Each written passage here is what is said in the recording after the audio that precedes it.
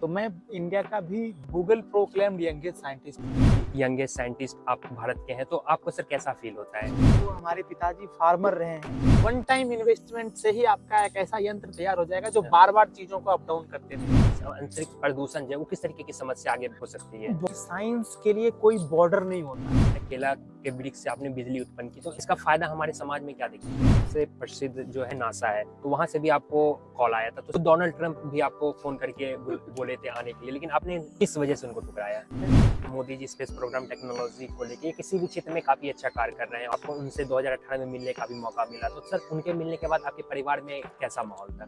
Sir आपका सबसे प्रभावशाली रिसर्च कौन सा रहा है? तो क्या आपके जीवन में कोई ऐसी गर्ल्स है जो गर्लफ्रेंड है? मतलब नहीं, युवा वैज्ञानिक रहते हुए भारत सरकार से जो आप चाहत रख रहे हैं कि भारत सरकार इस तरीके से मदद करे, क्या आपको वो मदद मिल पा रही है? अभी आप साइंटिस्ट है, तो साइंटिस्ट को सर किस तरीके की चुनौतियां आती है?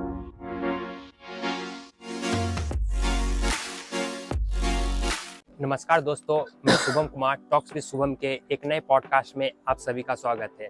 दोस्तों, अगर मैं आपसे पूछूं कि अगर आपको नासा के द्वारा बुलावा मिले या खुद अमेरिका के राष्ट्रपति डोनाल्ड ट्रंप आपको कॉल करके इनवाइट करे कि आप आइए और हमारे साथ काम करिए, तो आप क्या करेंगे?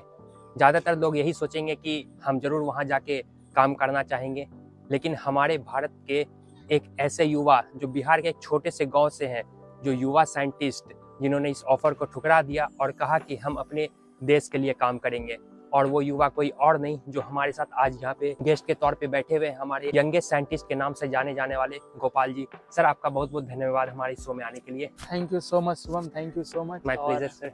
और सभी दर्शकों का मैं धन्यवाद करता हूँ कि आज मैं शुभम जी के साथ आप लोगों से रूबरू होऊंगा, और बहुत सारी बातें हैं जो हम बात करेंगे फिलहाल। सर सबसे पहले आपको आज पूरी दुनिया एक यंगेस्ट साइंटिस्ट के नाम से जानती है, आपको सर कैसा फील होता है? देखिए, कोई भी जो उपाधि है या फिर कोई भी आपके साथ जो पोजीशन है वो आपके काम के को देख के करा जाता है। बिल्कुल ठीक है, तो मैं इंडिया का भी गूगल प्रोक्लेम्ड यंगेस्ट साइंटिस्ट हूँ। और जो हमारे साथ ये कई सालों से ये उपाधि जुड़ी हुई है। और ये जो है ऑब्वियसली सी बात है, बहुत खुशी होती है कि आपके काम को, आपके द्वारा किए गए कार्य को रिकॉग्नाइज किया जाता है। बिल्कुल, आप जीवन में जो बनना चाहते थे आप वो अचीव कर लेते हैं, इससे ज़्यादा खुशी क्या हो सकती है? बिल्कुल। तो मेरा जो हमेशा से रहा है कि सपना कि मैं देश में जो इंसानियत है, जो मानवता है, उसमें मैं कुछ चेंजेस ला सकूं अपने इन्वेंशन के द्वारा। बिल्कुल। तो मैं पिछले 9 साल से इस कार्य में लगा हुआ हूं, और ये सारी जो चीज़ें हैं, जो उपाधि है, जो नाम है, जो नेम है, जो प्रोडक्ट, जो ऑफर्स हैं, जो अपॉर्चुनिटी है, ये सारी चीज़ें मैं हमेशा सोचता हूँ कि ये मेरे लिए बाय प्रोडक्ट है। और जहाँ तक मेरा मानना है कि आप अपने काम पे फोकस करें, आप अपने आप पे भरोसा रखें, बाकी पैसा, शोहरत, रुतबा, इज्जत, ये सब बाय प्रोडक्ट है। आप काम करोगे, अच्छा काम करोगे, लोग आपको रिकॉग्नाइज करेगा, और वो खुशी तो आपने भी महसूस करी होगी। और सभी लोग, जितने भी दर्शक है, जब भी आप सफल होते हैं अपने कार्य को लेके, आप तो वो खुशी महसूस करते ही हैं, तो बहुत अच्छा लगता है। बिल्कुल। सर जिस तरीके से अभी आप एक युवा साइंटिस्ट हैं, आपकी युवा साइंटिस्ट तो अचानक से आप इस पद पे नहीं पहुंचेंगे, कहीं ना कहीं आपकी भी शिक्षा, आपके जन्म का स्थान कहीं ना कहीं रहा होगा। तो सर आपकी प्राथमिक शिक्षा से लेके आज युवा साइंटिस्ट बनने तक के सफर को छोटे से वाक्यों में जानना चाहूँगा। बिल्कुल बिल्कुल। मैं बेसिकली बिहार के जिला है, डिस्ट्रिक्ट ऑफ भागलपुर, बिहार राज्य में, वहाँ एक गंगा नदी के तट पे बसा हुआ गांव है। गंगा और कोसी के बीच में मेरा गांव है, जिसका नाम है ध्रुवगंज। मैं वहाँ से बिलोंग करता हूँ, और मेरी जो बैकग्राउंड है वो, हमारे पिताजी फार्मर रहे हैं, किसानी करते थे और आज भी करते हैं। छोटा सा परिवार रहा है, और वहाँ से उठ के आज के समय में मैं भारत का यंगेस्ट साइंटिस्ट और बनाना बॉय के नाम से जाना जाता हूँ। इसके पीछे बहुत ही संघर्ष भरी कहानी रही है। आपको पता है कि कोई भी सफलता या फिर कोई भी काम बहुत आसानी से आपको नहीं मिलता है, और आसानी से मिल जाता है तो आपको फिर उसकी कदर नहीं रहती है। तो मैं जहाँ से उठ के आज यहाँ काम कर रहा हूँ, इसके पीछे पूरे 2013 से लेके 2025 चल रहा है, आज 12 सालों का जर्नी रहा है, जिसे हम एक शब्दों में तो नहीं समाहित कर पाएंगे, लेकिन मैं पूरी कोशिश करूंगा कि आज मैं इस पॉडकास्ट में अपनी उस जर्नी को बताऊं आपके माध्यम से, ताकि लोगों को और इस वीडियो को देखने वाले जो युवा हैं, जो जीवन में कुछ बड़ा करना चाहते हैं, उनको कहीं ना कहीं एक उम्मीद मिले। हमारा मानना है कि हमारी जो जर्नी है वो एक उम्मीद है, मेरे लिए भी और उस वंचित लड़कों के लिए भी, उस वंचित इंसान के लिए भी जो जीवन में कोई संसाधन ना रहते हुए भी बड़े सपने देख सकता है और उसको पूरा कर सकता है। तो वहाँ से एक बनाना फार्मर्स का बेटा होने से लेके बनाना बॉय तक बनने का जो एक सफ़र है वो बहुत ही इंटरेस्टिंग है और एक कहानी है। आपको पता है कि दुनिया में 8 बिलियन लोग रहते हैं, 800 करोड़ लोग रहते हैं। बिल्कुल। और हर किसी की अपनी अपनी कहानी होती है। तो इस दुनिया में कितनी कहानियां हैं, 800 करोड़ कहानियां हैं। बिल्कुल। इसी तरह मेरी भी एक कहानी है कि मैं कैसे एक गांव से निकला, गवर्नमेंट स्कूल्स में पढ़ा, हमारे गांव में बाढ़ आ गई, हाँ पूरे केले खेती डूब गई, कई हफ्तों तक जो है हमारे को, ऑब्वियसली सी बात है कि हम बच्चे थे उस समय, 8-10 साल, 8-9 साल के रहे होंगे, ठीक है। तो बच्चे थे तो आप एक बच्चा क्या ही सोचेगा कि यार ये घर डूब गया, आपका घर के छत के ऊपर से पानी बह रहा है, आपके पिताजी ने जो पूरी मेहनत करके फसल उगाई थी वो फसल पूरा गंगा नदी में बह गया, आपके पिताजी की सारी जमा पूंजी लग गई, उनकी आंखों में हमने दर्द देखा। तो life is all about dots. हमने उस समय वो डॉट कनेक्ट किया, डॉट को कनेक्ट करते करते करते करते धीरे धीरे हमें लगा कि यार जीवन में कुछ पढ़ाई का क्या मतलब होता है। आप जो पढ़ते हो तो सिंपल सी चीज बात है ना कि हम लोग एक बेसिक रूल है कि पढ़ाई क्यों करते हैं, ताकि हमें अच्छा नंबर ला पाए। Education is not about number. Education जो है वो आपके बिहेवियर में दिखता है।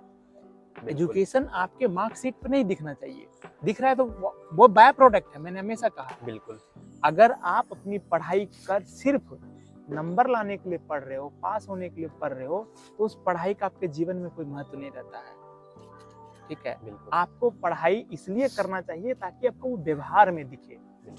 आप उस पढ़ाई से अपनी जिंदगी बदले तो बदले, साथ में अपने आसपास के जो लोग हैं उनकी भी जिंदगी आप बदलो, उनकी लाइफ की जो प्रॉब्लम्स है उस प्रॉब्लम का सॉल्यूशन ढूंढने की कोशिश करो। मेरे लिए तो एजुकेशन का हमेशा यही मायने रहा है। बिल्कुल। और जरूरी नहीं है कि आपको एजुकेशन सिर्फ किताबों में या स्कूलों में ही मिलता है। आपको एजुकेशन हर वो जगह से मिल सकता है, हर वो पेड़ से, हर वो पौधे से, हर वो एनिमल से, हर वो जानवर से मिल सकता है जो आप अपने आसपास रोज देखते हैं। तो शिक्षा जहां से भी मिले ग्रहण करना चाहिए। शिक्षा जैसी भी हो, शिक्षा है, मेरा यह मानना है।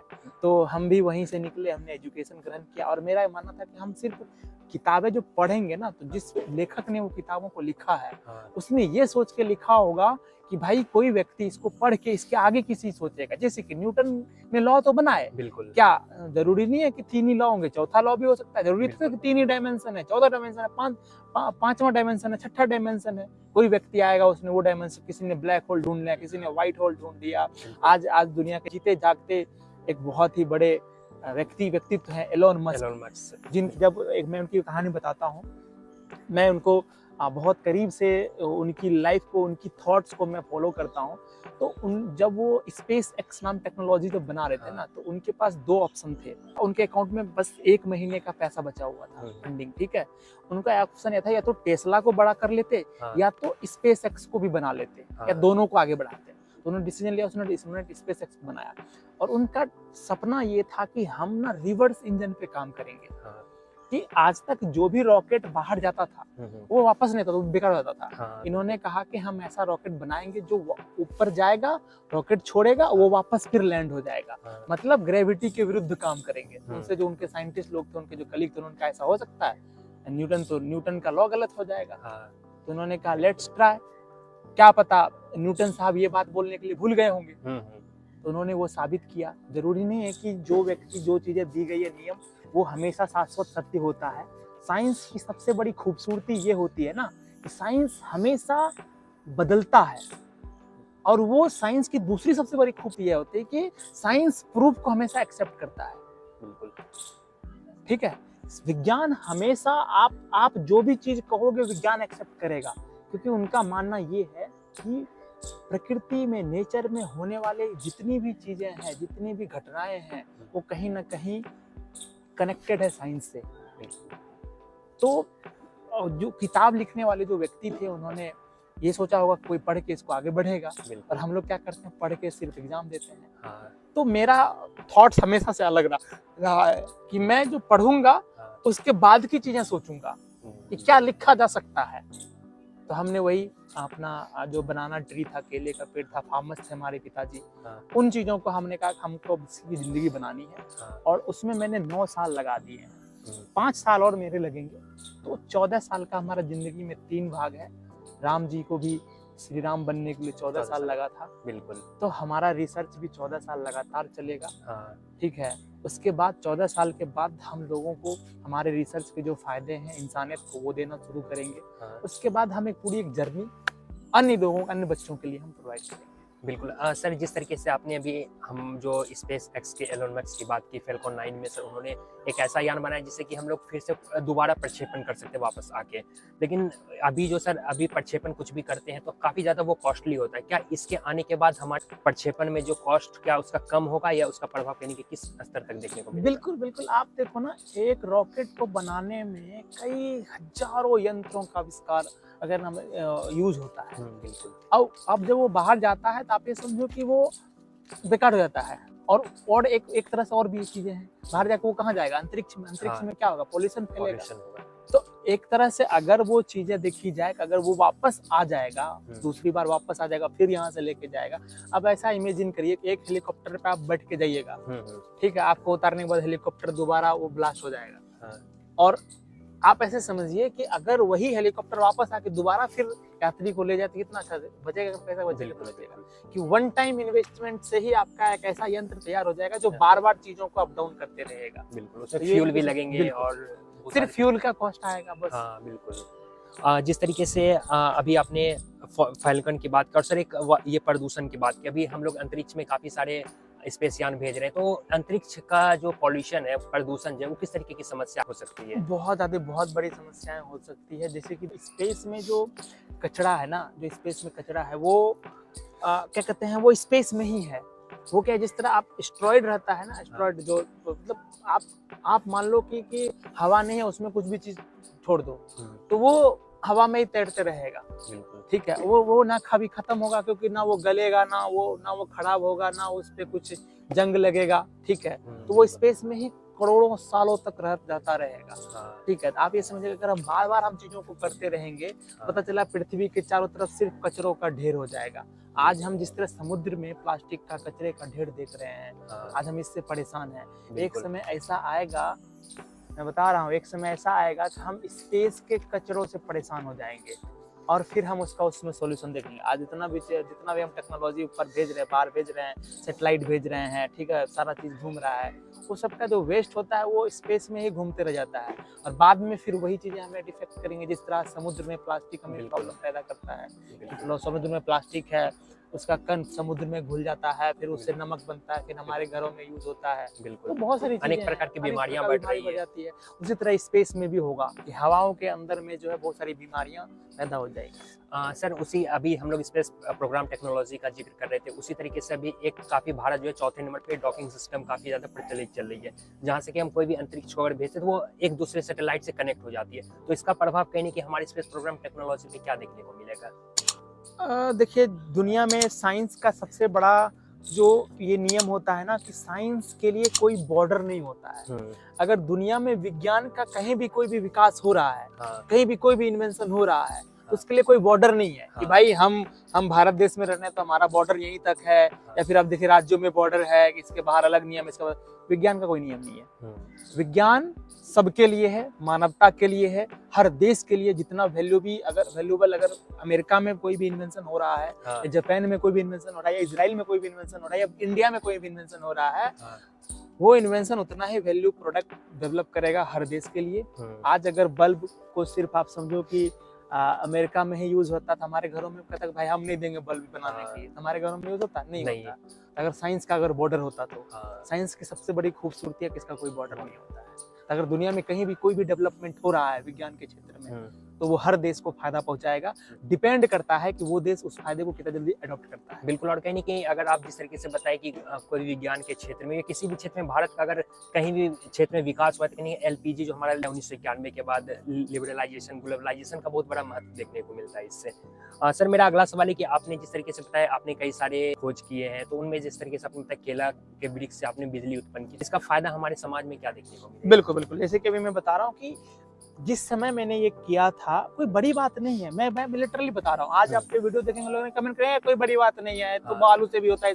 नहीं, आप ये समझो ना, हमारा छोटी छोटी एक्शन आपको कल को बड़े एक्शन में कन्वर्ट हो जाता है। बिल्कुल, जैसे आपने अभी बहुत सारी स्पेस टेक्नोलॉजी की बात की। आज से 20 साल 25 साल पहले आप चले जाओ, इसरो का आप देखो काम, छोटे छोटे चीजों से उन्होंने शुरुआत किया। बिल्कुल, आज जो काम 25 साल पहले इसरो ने किया होगा, या आप आज जो काम आप बचपन में की, आपने बचपन में वो आप पढ़ा, आज आपके लिए आसान है कि नहीं? हाँ, बिल्कुल। आज आप बचपन में आपने प्लस माइनस जोड़ घटाव सीखा था, आज आपके लिए आसान है कि नहीं? आपको क्या लग रहा है वो बहुत आसान था, लेकिन जब आप उस बचपन के दौरान में आप उस चीज को सीख रहे थे, उस समय आपके लिए भारी था करना था, हार्ड आप पढ़ने का मन करता था, नहीं करता था।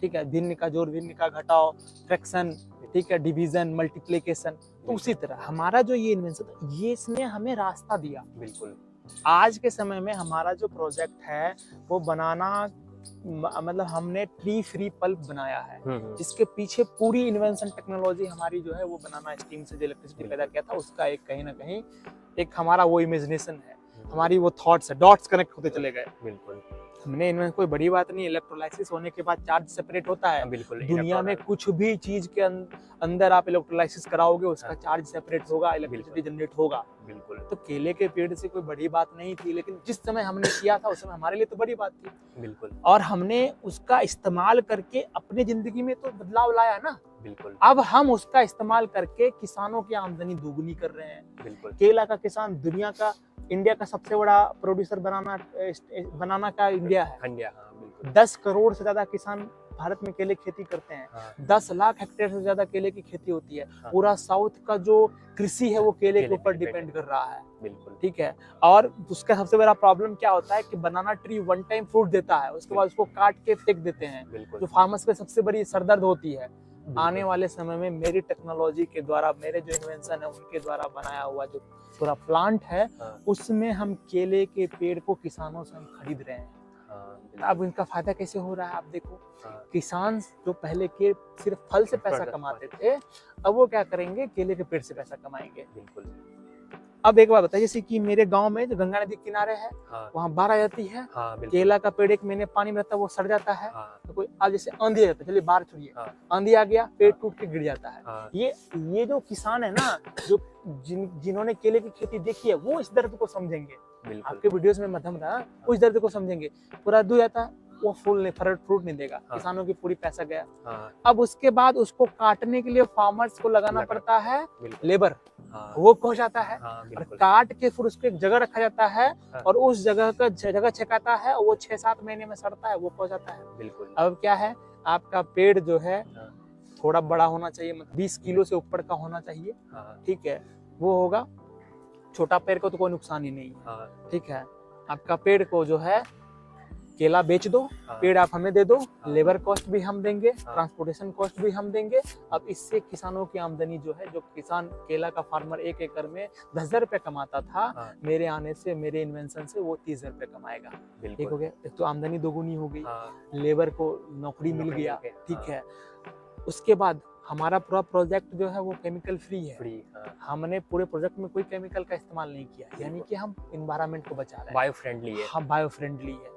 हम दुनिया में पहला ऐसा प्लांट लगाएंगे जो जेडली प्रोसेस से काम करेगा। ठीक है, और उसके बाद बहुत सारी चीजें होंगी, रोजगार बढ़ेंगे, सस्ते हमने बना दिए हैं, पूरी पल्प टेक्नोलॉजी चेंज हो जाएगी। ठीक है, हमारे इस इन्वेंशन से, और बहुत सारी बातें आने वाले समय में। और सर, जिस तरीके से अभी हम लोग रिसेंटली में सर कहीं पढ़ रहे थे, तो हमारा जो विजन है सर, कहीं नहीं कि हम लोग 0 इमिशन कार्बन का प्रोजेक्ट लेके चल रहे, विजन लेके कि सर हम लोग 2030 तक हम एक विजन रखें कि हम 45% कार्बन को कम करेंगे, और 2070 तक का टारगेट हम 0 इमिशन कार्बन को रखेंगे। तो कहीं नहीं कि सर मुझे जो लगता है कि आपका ये जो प्रोजेक्ट है, कहीं नहीं कि उसमें भी काफी ज्यादा हेल्प मिलेगा। बिल्कुल बिल्कुल, मैं बता रहा हूँ, जैसे कि आज के समय में इंडिया को 3 करोड़ टन पल्प चाहिए हर साल, खपत है। ठीक है, जिसमें से 50 लाख के लगभग जो पल्प है वो वर्जिन पल्प है। मतलब वर्जिन पल्प जो डायरेक्ट पेड़ से बन के आता है।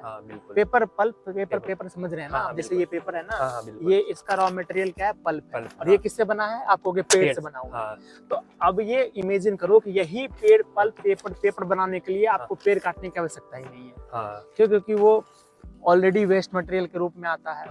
तो हम करोड़ों पेड़ को कटने से बता सकते हैं इस टेक्नोलॉजी से। जब पेड़ नहीं कटेंगे तो ऑब्वियसली सी बात है पॉल्यूशन नहीं फैलेगा। और उसके बाद पेपर से हर चीज बनेगा, replacement of thermocol, replacement of single use, replacement of craft paper, बिल्कुल एवरीथिंग हम डेवलप करेंगे उससे। तो बहुत बड़ा फ्यूचर है, आज आपको नहीं दिख रहा है, आने वाले टाइम में जरूर दिखेगा। बिल्कुल। और सर मेरा अगला सवाल है, आपके बारे में जब मैं सर पढ़ रहा था तो आपको काफ़ी जगह से जॉब ऑफर है और उनमें से सर सबसे प्रसिद्ध जो है भी हमारी जो है नासा है, तो वहाँ से भी आपको कॉल आया था। तो सर पढ़ा कि मैंने वो जॉब को आपने ठुकरा दिया। खुद डोनाल्ड ट्रंप भी आपको फ़ोन करके बोले थे आने के लिए, लेकिन आपने किस वजह से उनको ठुकराया? नहीं, कुछ चीज़ें मैं करेक्ट करना चाहूँगा। सबसे पहली तो डोनाल्ड ट्रंप जी कॉल नहीं किए थे। सिंपल सी चीज है। आज अगर पीएमओ से आपको कोई लेटर आएगा या कुछ आएगा तो आप क्या बोलोगे? मोदी जी ने हमें मैसेज भेजा है। बिल्कुल, मोदी जी ने लेटर, तो मोदी जी थ्रू भेजते हैं। काफी सारा साइट्स पे लिखा हुआ था ये। हाँ, वो सारी चीजें आप दुनिया में बहुत सारी चीजें बात चलती रहती है, सारे कुछ करते रहते हैं, ठीक है। तो ऐसा बात नहीं, व्हाइट हाउस से था, ठीक है। हमने भेजा था कुछ प्रपोजल, ठीक है, हमने नासा कुछ तरह प्रपोजल भेजा था, तो उनका भी था, सारा चीजें था।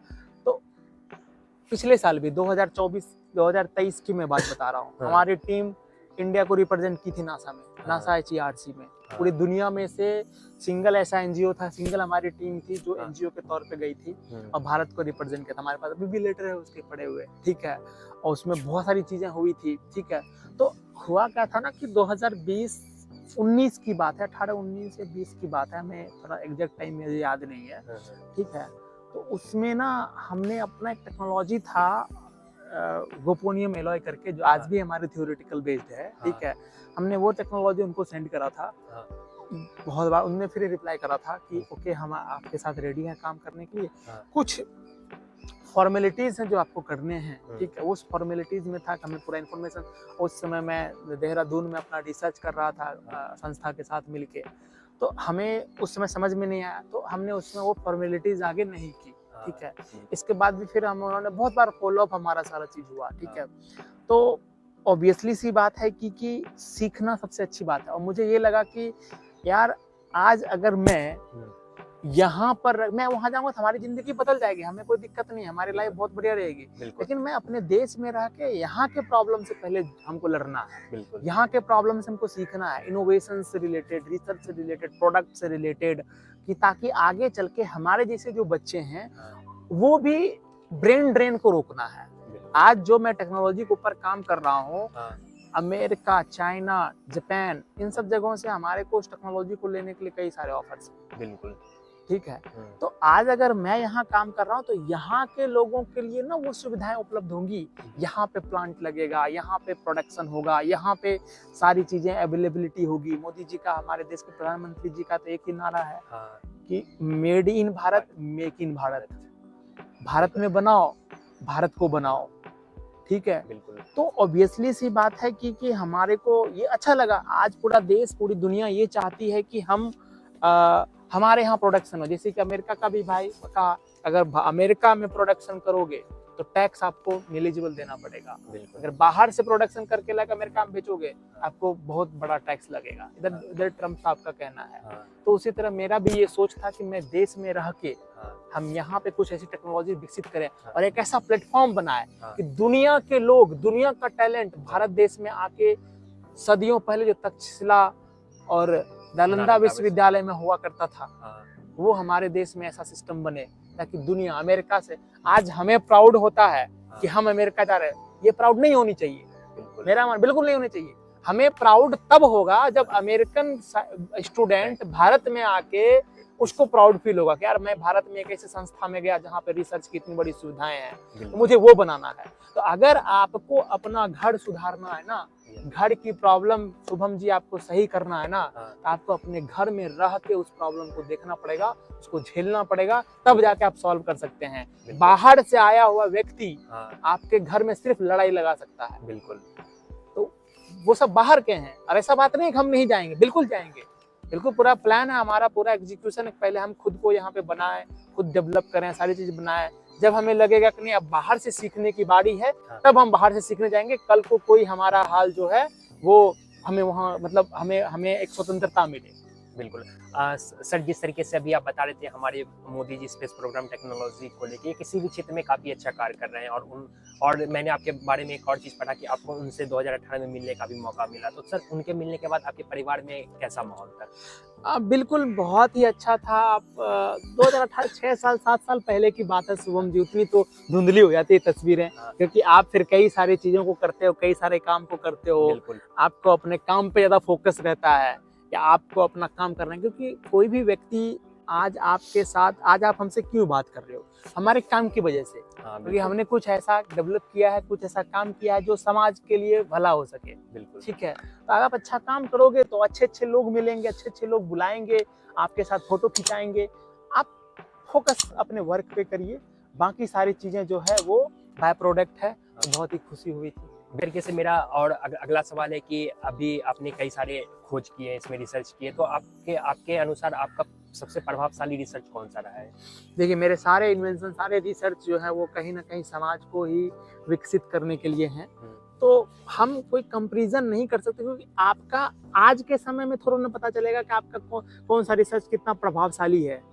रिसर्च, इनोवेशन, डिस्कवरी, ये सब कई सालों के बाद पता चलता है। ठीक है, बिल्कुल। तो मेरे लिए तो सारे एक ही समान है कि जिससे समाज का, जिससे इंसान का प्रॉब्लम सॉल्व हो सके, वो सारे अच्छे हैं। बिल्कुल। और आपको किस रिसर्च के बाद आपको सबसे ज्यादा खुशी मिली? हमारे पहला, जिससे आपने बनाना ट्री से आपने इलेक्ट्रिक जनरेट किया। हाँ, नहीं उसके पहले भी हमने बहुत सारे जो स्कूलों में थर्मोकोल से बनाया हुआ प्रोजेक्ट सब करते थे। तो उस समय हमें बहुत खुशी मिलती थी। अब तो हमारा ये प्रोफेशन हो गया है। पहले हमारी जो थी ये क्या थी, जुनून था कि हमें करना है। जब अब आपका जब जुनून जब होता है ना, जब उसमें आप सफल होते हो, ज्यादा खुशी मिलती है पूरे। बिल्कुल। और सर, अभी आप एक तरीके से युवा हैं, और युवा पीढ़ी के लिए अभी काफी ज्यादा गर्लफ्रेंड बॉयफ्रेंड की चीज, और काफी हैंडसम भी है सर। तो क्या आपके जीवन में कोई ऐसी गर्ल्स है जो गर्लफ्रेंड है? मतलब नहीं, गर्लफ्रेंड्स मतलब है, मेरी बहन जो है, मतलब गर्लफ्रेंड नहीं कह सकते, लड़कियां मतलब जो आपके सपोर्ट में आए। ठीक है, तो मेरी बड़ी बहन और मेरी माता जी जो है, इन्होंने मेरा बहुत सपोर्ट किया। साथ में मेरे फैमिली, मेरे परिवार के जितने भी लोग हैं, उन्हें हमें आगे बढ़ने में बहुत सपोर्ट किया है। और जहाँ तक रही कि गर्लफ्रेंड सब की बात, तो पब्लिक प्लेटफॉर्म पे ना ही करते ज़्यादा अच्छा है। सर, अभी जिस तरीके से युवा गर्लफ्रेंड बॉयफ्रेंड का एक ट्रेंड चल चुका है, रील्स पे आप काफी ज्यादा देखते होंगे, तो इस पे आप क्या कहना चाहेंगे? अभी लोगों को पहले करियर पे फोकस करना चाहिए, इसलिए उसको बैलेंस करके चलना चाहिए? देखिए, जो मेरा ये मानना है, ये मेरा पर्सनल विचार है, तो प्लीज कोई इसे अदरवाइज ना ले। ठीक है, ओके। तो मेरा ये मानना है कि जो आज का ट्रेंड है, उस ट्रेंड के अनुसार गलत तो चीजें नहीं हो सकती। ठीक है, मैं गलत नहीं कह रहा हूँ। मैं बस ये कह रहा हूँ ना कि आपको लाइफ में बैलेंस बना के बहुत ज्यादा जरूरी है चलना। कि आप ऐसा ना हो कि किसी एक तरफ पूरी तरह से झुक जाएं। ठीक है, कैरियर बना के अगर आप चीजों को करेंगे तो ज्यादा, आप मैं बता रहा हूँ, अगर आप जो चीज बनना चाहते थे शुभम जी, वो बन गए आप। ठीक है, उसके बाद आपके जीवन में कोई ऐसी लड़की आई जो आपको पसंद करती है, आप उसे पसंद करते हैं, उसका क्या ही मजा है? नहीं, आपके बनने के दौरान में अगर बने ना, क्योंकि फिर वो तो लास्ट में एट द एंड क्या होगा, वो तो आपके पोजीशन या आपके सक्सेस को देख क्या ही हुई है। बिल्कुल, आप तो कहीं ना कहीं माइंड में सोचोगे ना। लेकिन जब आप स्टार्टिंग कर रहे हो, जब आप अपने स्ट्रगल के फेज में हो, जब आप अपने स्ट्रगल के दौरान हो, उस समय कोई लड़की आपके जीवन में आती है और वो आपको समझती है, वो आपको सपोर्ट करती है, या कोई लड़का आपके जीवन में आता है, वो आपको समझता है, सपोर्ट करता है और आगे बढ़ने में मदद करता है, तो मुझे लगता है कि ऐसी चीजें आपको बहुत आगे लेके जाती हैं। और हमारे जीवन में भी बहुत सारे ऐसे घटनाएं घटी है जो हमें आगे बढ़ने के लिए प्रेरित करती हैं। बिल्कुल, आपने भारत सरकार की भी बात की। सब अभी जिस तरीके से आप एक युवा वैज्ञानिक हैं, क्या आप एक युवा वैज्ञानिक रहते हुए भारत सरकार से जो आप चाहत रख रहे हैं कि भारत सरकार इस तरीके से मदद करे, क्या आपको वो मदद मिल पा रही है? देखिए, जहाँ तक रही मदद की बात, तो बिल्कुल मैं हर चीज से अभी के समय में मेरा ये मानना है कि मेरा काम कहीं से भी हो रहा है। चाहे सरकार से हो रहा है या प्राइवेट से हो रहा है, किसी भी व्यक्ति से हो रहा है, काम हो रहा है। काम होना इम्पोर्टेंट है, आपका वर्किंग होना इम्पोर्टेंट है। मुझे किसी से कोई गिला शिकवा नहीं है, ठीक है। मेरा काम हो रहा है, हम वो काम करते रहेंगे, चाहे सपोर्ट किसी का भी हो। बिल्कुल। और सर आप काफ़ी आगे आ चुके हैं अपने लाइफ में और एक युवा वैज्ञानिक के तौर पे हैं, तो सर आपके प्रेरणादायक वैज्ञानिक कौन है जो आपकी प्रेरणा जिससे आपको मिली, और उनमें से प्रमुख जो है एपीजे अब्दुल कलाम, और उनके बारे में भी जानना चाहूँगा थोड़ा। जैसे कि मेरे, अगर मैं बात करूं तो जिनको देख के मैंने प्रेरणा ली है तो दो चीज़ें हैं। एक तो बिल्कुल अब्दुल कलाम साहब हमारे प्रेरणा स्रोत हैं ही। मुझे ज़िंदगी भर एक ये गम रिग्रेट रहेगा कि मैं उनसे नहीं मिल पाया, क्योंकि जिस समय मैं बन रहा था शायद उस समय उनका स्वर्गवास हो गया, ठीक है। लेकिन मुझे ये लगता है कि साइंस के फील्ड में जो उन्होंने काम किया है, काम किया तो जग जाहिर है, लेकिन उनका एक चीज हमको बहुत अच्छा लगा, जो मुझे बहुत ही ज्यादा प्रेरित करता है, कि उन्होंने जो काम किया ना, वो काम बच्चों के बीच में, हमारे जैसे बच्चों के बीच में जाके उन्होंने उन चीजों को बताया, अपने विचारों को अमर रखा, ठीक है। उनको बताया, आपके अंदर का जो वैज्ञानिकता था ना, उन्होंने उस चीज को जगाने का प्रयास किया, और उनको उनके इन शब्दों को, इन विचारों को देख के कई सारे लोग अपने जीवन में सफल होने की तरफ चले, और कई सारे सफल हुए, ठीक है। और जहाँ तक रही मेरा इन्वेंशन, मेरा प्रोडक्ट, तो सिंपल सी चीज है कि मुझे जो वैज्ञानिक प्रेरित ज्यादा करते हैं वो हैं आपके निकोला टेस्ला साहब, ठीक है। निकोला टेस्ला साहब की जो पूरी लाइफ है ना, वो एक गजब का इमेजिनरी बंदा था वो। कभी आप उनकी जिंदगी जीवन को पढ़िए, और तब जाके आपको समझ में आएगा कि भाई साहब उन्होंने क्या क्या इन्वेंट किया है। आज जो उनके इन्वेंशन आज से कई साल पहले, वो इन्वेंशन आज हमारे लिए नई टेक्नोलॉजी का काम कर रहे हैं। बिल्कुल। सर जब कोई छात्र कहता है कि आपकी तरह कि वो युवा वैज्ञानिक बनना चाहता है, तो आपको सर कैसा महसूस होता है? देखिए, सिंपल सी चीज है कि अगर कोई व्यक्ति आपकी तरह बनने का सोच रहा है, तो यानी कि आप जीवन में कुछ अच्छा किए हैं, ठीक है। तो मेरा ये मानना है कि खुशी तो होती है, लेकिन मेरा ये मानना हमेशा से रहा है कि आप किसी के तरह बनने की कोशिश मत करो। फिर से मैं बता रहा हूँ, आप किसी के तरह बनने की कोशिश मत करो, क्योंकि हर किसी के जिंदगी का जो रास्ता होता है ना, वो बहुत ही डिफरेंट होता है। जरूरी नहीं है कि शुभम जी का जो रास्ता है सफल होने का, वो मेरा रास्ता हो सकता है। बिल्कुल। आप प्रेरणा ले सकते हैं, आप जिंदगी में उनकी कठिनाइयों को देख के कि आप ये प्रेरित हो सकते हैं। आप उनकी तरफ बनने की कोशिश ना करें, आप बने, आप खुद को प्रेरित करें, खुद को सेल्फ मोटिवेट करें, तभी जाके आप जीवन में बहुत आगे जा सकते हैं। बिल्कुल। और सर अभी आप साइंटिस्ट हैं, तो साइंटिस्ट को सर किस तरीके की चुनौतियां आती है? देखिए, साइंटिस्ट को चुनौतियां तो बहुत सारी आती हैं। मतलब सबसे पहले जो चुनौतियां आती है वो आती है कि आपका जो इमेजिनेशन है उसके ऊपर भरोसा, ट्रस्ट। इसके बाद आता है आपको खुद के ऊपर भरोसा, ठीक है। उसके बाद आता है कि आप अपने लाइफ के अंदर में जो आपके साथ लोग काम कर रहे हैं उसके ऊपर भरोसा, और दूसरा आता है सर ठहराव, धैर्य। आप किसी भी इनोवेशन, किसी भी रिसर्च में जब तक धैर्य नहीं रखेंगे, तब तक आपका वो सफल। साइंस, इनोवेशन, रिसर्च और जीवन में सफलता, ये आपका धैर्य मांगता है। आप किसी भी चीज को लेकर कितना स्थिर है और कितना सेल्फ कॉन्फिडेंस है, क्योंकि विज्ञान तभी प्रूफ होगा, आपका प्रोजेक्ट, आपका इनोवेशन तभी प्रूफ होगा जब आप खुद के अंदर पहले प्रूफ करेंगे उसको। बिल्कुल। तो एकाग्रता का होना बहुत जरूरी है।